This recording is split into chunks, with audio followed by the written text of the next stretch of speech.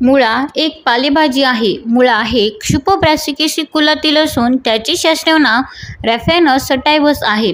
मोहरी व कोबी या वनस्पतीही ब्रॅसिकेसी कुलातील आहेत. मुळा वनस्पतीचे मूलस्थान पश्चिम आशिया असावे, कारण वन्य अवस्थेतील मुळा वनस्पती तेथे आढळते. तिच्या खाद्यमुळांसाठी तसेच पाल्यासाठी तिची लागवड जगात सर्वत्र केली जाते. मुळांच्या रंगानुसार ती ओळखली जाते. मुळा हे क्षुपवर्षायू किंवा द्विवर्षायू असून ते 10 ते 45 सेंटीमीटर उंच वाढते. त्याची पाने जमिनीलगत झुपक्याने येत असून ती मोठी, हिरवी व खंडित असून टोकाचा भाग मोठा व अर्धगोलाकार असतो.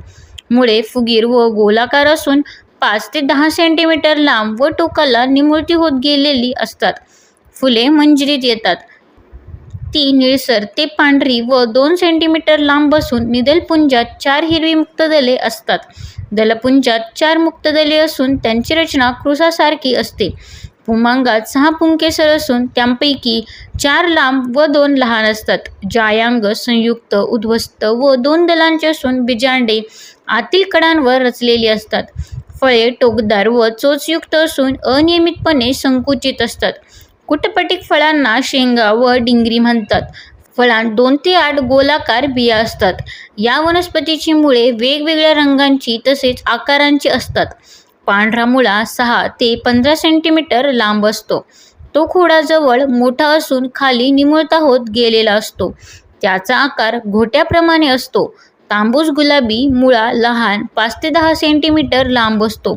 तो खोडाजवळ अधिक फुगीर व गोलाकार असून टोकाकडे एकदम निमुळता असल्याने त्याचा आकार भोवऱ्याप्रमाणे असतो. मुळा या वनस्पतीमध्ये क जीवनसत्व, फॉलिक आम्ल व पोटॅशियमयुक्त खनिजे इत्यादी मुख्य घटक असतात. यांखेरीज त्यात ब समूह जीवनसत्वे असून मॅग्नेशियम, तांबे आणि कॅल्शियम इत्यादी खनिजे असतात. मुळा कच्चा किंवा भाजी करून खातात. कच्चा मुळा भूक वाढवितो व पचन सुधारतो.